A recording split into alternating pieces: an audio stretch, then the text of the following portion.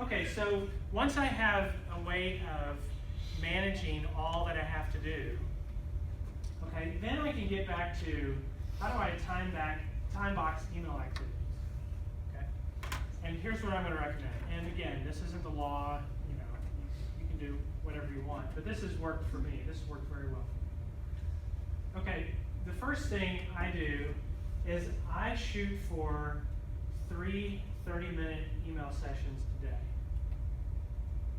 Okay, I do it in the morning, afternoon, and soon before I leave at the end of the day. Okay, my goal is to get to inbox 0. So at the end of that 30 minutes, and sometimes it only takes 15 minutes, sometimes it maybe takes 45 minutes or whatever, to get to inbox 0. And an interesting thing to do sometime is get a timer and time where your time goes every day. If you ever get to the end of your day and say, what did I do today? Well, I did a little bit of this, I think, a little bit of that. If you actually time that, it's really shocking. And it'll be really shocking for some of you how much time you spend in email. Okay?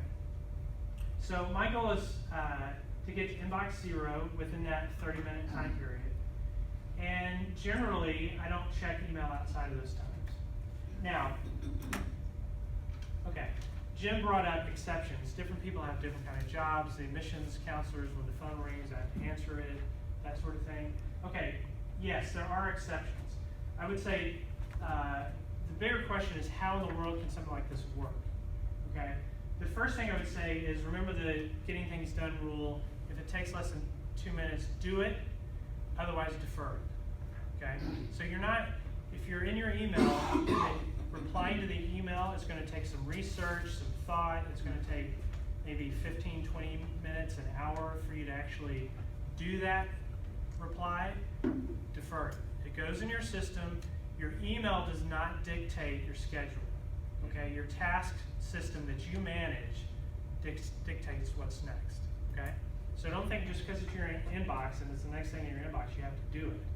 Okay, so remember those rules, and then try to be creative about exceptions. Okay, so for me and for us in IT, we have to keep our eye on the inbox because you have issues that maybe keep you from doing your work, and so we need to respond to those as quickly as possible. And so what I've done is I've set up a rule because I know you all send email to help desk. You don't send them to me directly. So any kind of new ticket that comes into the system and into my inbox, I have a rule that moves that to another folder in Outlook. And that's the one throughout the day, more than these 3 times a day, I'll at least glance at it to see if there's anything that I need to do. Okay? Or that I need to assign that ticket to somebody. Okay, but it's an interruption, but it's kind of the nature of the beast.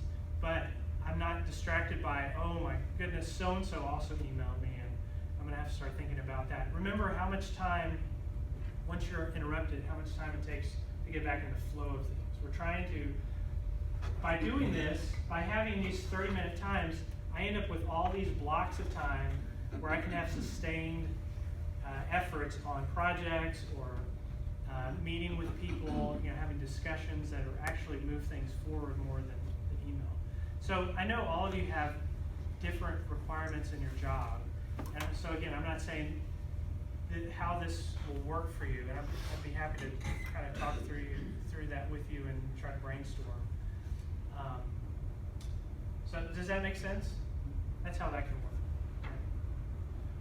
Tip of the day number 1. I delay my first email session until later in the morning. When I come into work, first thing, I am the freshest I'm going to be all day long.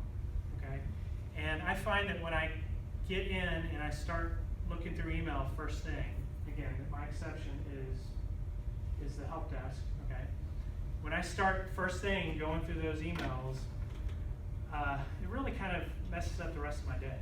So I want an hour and a half to actually work on something important.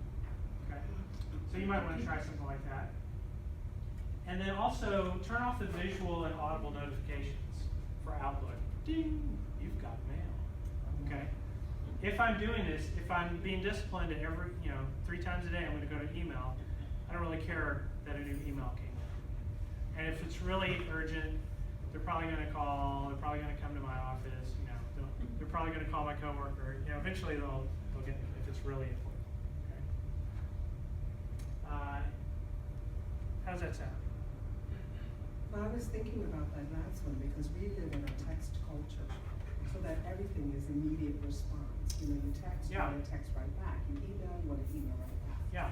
And we we utilize it more as a way of a continual conversation Yeah. rather than a, touching for a certain purpose, for a certain time period, or getting back to it.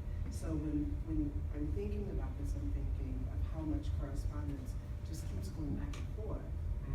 Versus if you only look at your emails and you only go through them in those half-hour segments, that's not direct Yeah. and immediate correspondence. And we live in a society that wants that today. Like texting is the whole aspect of it. Yeah. People don't hear back within half an hour and they think you've abandoned them. You know what I mean? Yeah. Well, in some of this, it may be that you need to tell your coworkers, hey, I'm trying this out. If I don't get back to you right away, this is why. And to some extent, you can train the people around you. We have to make decisions about texting. Like, Yeah. I have that's the only notification I have on my phone that'll buzz me, other than calendar reminders will buzz me. I haven't gotten to the point where I want to turn that off because normally that's someone needs a quick response, whereas with email, they probably don't need a quick response. So I do have that notification on. But sometimes, like for this, well, my phone's over there, but for this talk, I've turned those notifications off. So, that's a good question. I just wanted to, this is more of a comment. I've been doing some thinking recently on the kind of the reverse side of this, not just as the recipient of distractions, but the creator of distractions. And I think sometimes it can be easy to think about the thing that I'm worried about is the urgent thing right now. And so I'm gonna go knock on that door. I'm gonna distract that person from what they're doing. And I've tried to check myself a little bit more often, saying, wait a second, how urgent is this versus important? Yeah. Can I put it in an email for them to deal with as they want, or do I need to go knock on their door right now? But thinking about how much clog I'm putting on other people's lives has been helpful. Yeah. Or in the email, this is not urgent. Just putting that in there. Now sometimes I transgress this law, but with my guys, I have a meeting with them every week pretty much. And there are times when I interrupt them, but there are other times where I think I'll just bring that up at the meeting that I know that I'm going to have with them. If it's not urgent, that's okay. Is it time for Buchanan? Yeah. Okay. This is this was the end. I was just going to finish up by saying there are other kind of interruptions that we mentioned earlier. How can we limit those? Maybe it's a culture thing where you say, hey, I'm trying to have some sustained time to work on projects and stuff. You tell your coworkers, when the door's closed, if you wouldn't mind, But just to say, there are other areas other than email. Email is a huge one, but there are other areas that maybe we want to, like I said with the meetings, maybe we want to do things to lessen those interruptions.